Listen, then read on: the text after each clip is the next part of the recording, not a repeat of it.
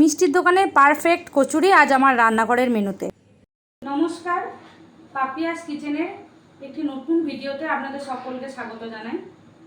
এখানে একটা বড় সাইজের মিক্সিং বোল নিয়ে নিয়েছি আর তাতে মেজারমেন্ট কাপের 2 কাপের মতো ময়দা দিয়ে দিচ্ছি। চাইলে আপনারা এখানে 1 কাপ আটা আর 1 কাপের মতো ময়দা ইউজ করতে পারেন।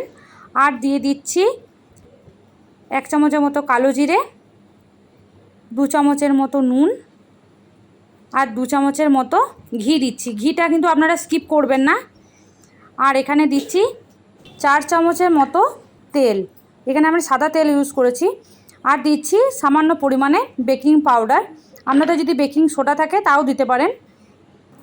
আর এরপরে সব কটা উপকরণকে একসাথে আলতো হাতে মিশিয়ে নিতে হবে।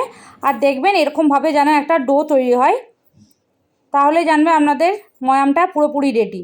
এরপর একটু একটু করে জল দিয়ে একটা নরম ডো তৈরি করে নিয়েছি। আর ওপর থেকে হালকা হাতে তেল নিয়ে দিয়ে মাখিয়ে রেখেছি। এই যে মাখা শেষ, এরপর এটাকে একটা ঢাকা দিয়ে রেখে দেবো। এরপর চলে যাই পুর তৈরি করার কাজে। এখানে আমি 1 বাটি ছোলার ডাল আর 4 চামচের মতো মুগ ডাল আধ ঘন্টার জন্য ভিজিয়ে রেখে একটা মিক্সির বাটির মধ্যে দিয়ে বেটে নিয়েছি। ডালটা আমি এখানে একটু দানা দানা রেখেছি, পুরো কিন্তু পেস্ট করলে চলবে না, একটু দানা দানায় রাখতে হবে।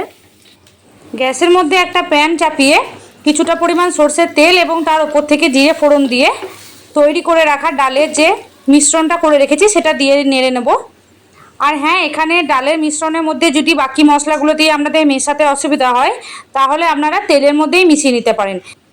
তেলের মধ্যে আমি এখানে দিয়ে দিচ্ছি কিছুটা পরিমাণে নুন, হলুদ, সামান্য পরিমাণে চিনি, একটু ধনে গুঁড়ো, জিরে গুঁড়ো, একটু লাল লঙ্কার গুঁড়ো, একটু ভাজা গুঁড়ো, আর দিয়ে নিয়েছি হিং, আর স্বাদ মতো একটু মিষ্টি, আর একটু কাশ্মীরি লঙ্কা। ব্যাস, এই উপকরণগুলোকে ভালোভাবে মিশিয়ে নিয়ে ঠিক এরকমভাবে একটা ঝরঝরে পুর রেডি করতে হবে। চাইলে আপনারা এখানে 2 চামচের মতো বেসন ইউজ করতে পারেন বাইন্ডিংয়ের জন্য। আর আমি এখানে 2 চামচের মতো আদা বাটাও দিয়েছিলাম।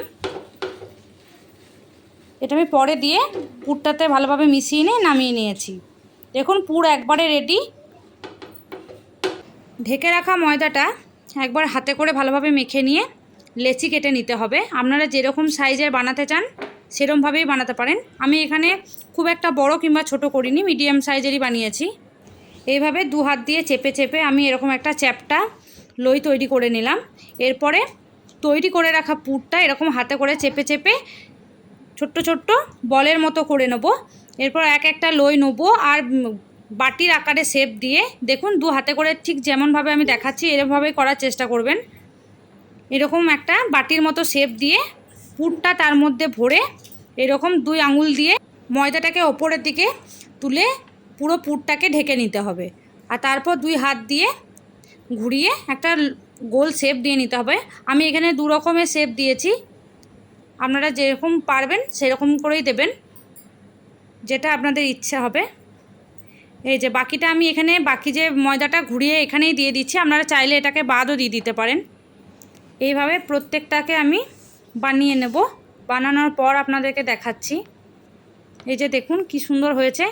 আর আমি এখানে 2 রকম শেপের করেছি, আগেই বলেছি। এই যে একটা একটু চ্যাপ্টা ধরনের করেছি আর একটা একটু গোল ধরনের করেছি।